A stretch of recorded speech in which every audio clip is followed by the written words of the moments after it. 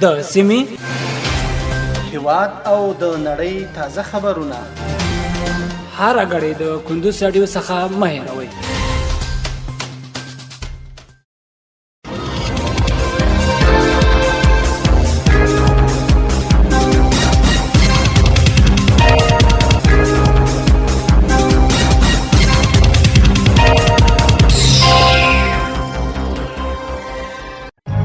السلام علیکم. د کندوز رادیو درنو اوریدونکو ستړي مشه په ماړم د کندوز رادیو څخه د دې سات تازه او مهم وروستي خبرونه ته نن دوشنبه د ثور یا د غوید میاشتې 21 د 2023 میلادي کال د مې د میاشتې 20 منټې سره سمون لري. روانه خبري غړي درته زه سایر احمد سایل وړاندې کوم، خو په سر کې هم د سو مهمو خبرونو سره ټکی.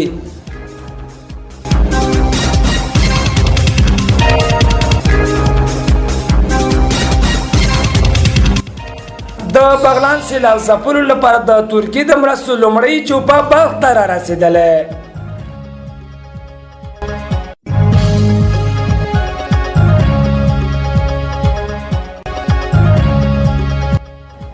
په لخمري کې د سیلابونو له امله بند شوي کانالونه، سړکونه او ویالې بیرته خلاصې شوي.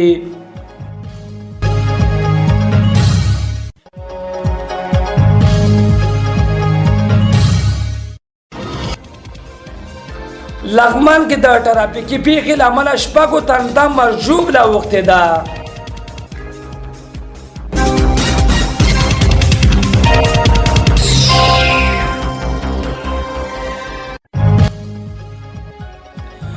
په غور کې د وروستیو سیلابونو له کبله د قربانیانو شمېر 80 کسان ته لوړ شو.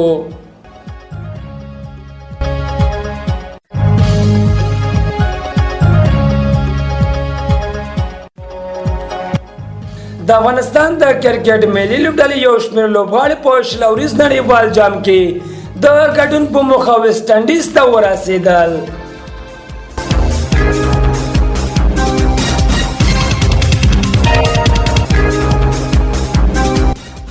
او شمالي کوریا ته د پوتین سفر لپاره چمتووالی روان دی.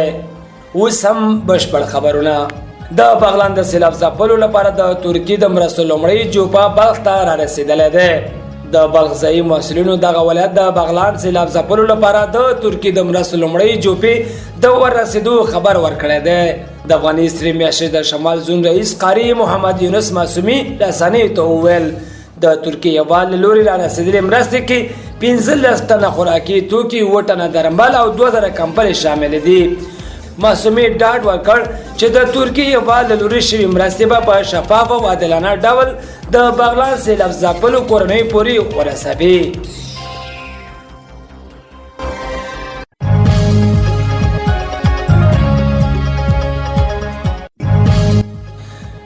په لخمري کې د سیلابونو له امله بند شوي کانالونه، سړکونه او ویالې بیرته خلاصې شوي.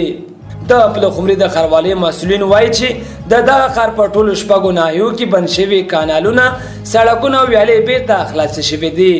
د پلخمري د ښاروالۍ ویان فواد احمد اوتاګ وایي چې د پلخمري ښار د شپږو ناحیو په بېلابېلو سیمو کې د سختو سیلابونو د راوتلو له امله ګڼ شمېر کانالونه، ویالې، سړکونه او لویې لارې بند شوي چې د ښاروالۍ په هڅو بیرته خلاصې شوي.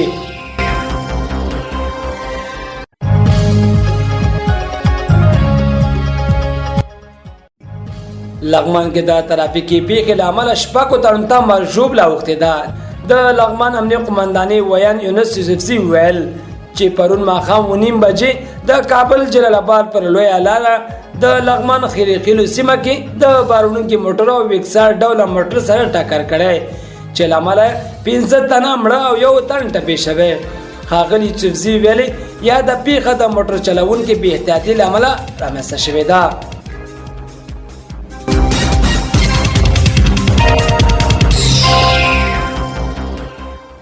په غور کې د وروستیو سیلابونو له کبله د قربانیانو شمېر 80 کسان ته لوړ شو.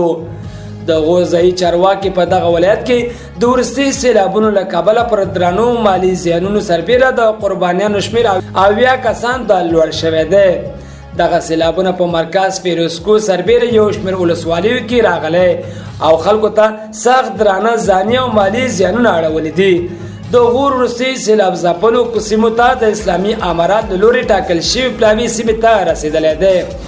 د یادونې وړ ده په دې وروستي څو ورځو کې سیلابونو په بغلان، هرات، غور، فاریاب او یو شمېر نور ولایتونو سلګونه کسان د پر مرګ ژوبلې سربیره زرګونه کورونه، زرګونه جریبه ځمکه او زرګونه حیوانات تلف شوي دي.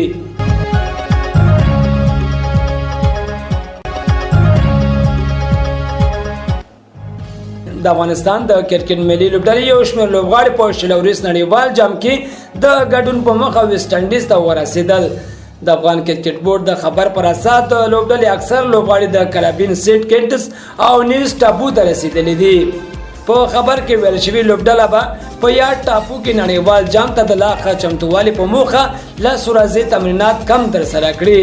د لوبډل مشر راشد خان په ګډون لا هم شاوخوا 7 افغان لوبغاړي په آی پی ایل سیالیو کې د ګډون له امله لا لوبډلې سره نه دي یوځای شوي، خو کرکټ بورډ وایي چې ډېر ژر به ټول لوبغاړي یوځای شي. بل لور ته لوبډل مشر راشد خان بیا تر 4 کلونو وروسته افغانستان ته په خپل سفر کې ویلي په دې شلوریز نړیوال جام کې به د لوبډلې له وړتیا ښودنې هیوادوال ډېر خوښ وي.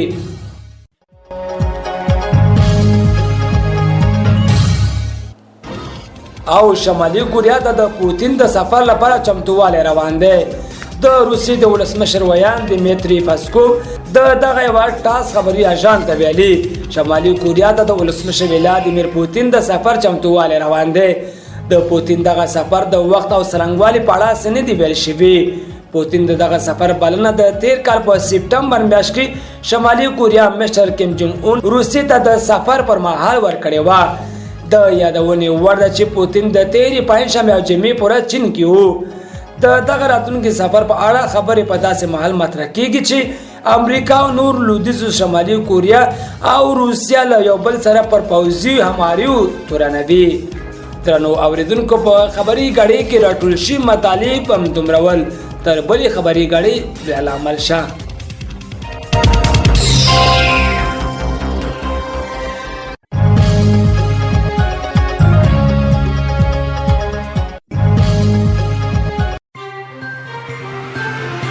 د سیمې هیواد او د نړۍ تازه خبرونه هر غړي د کندوز رادیو څخه مه هېروئ.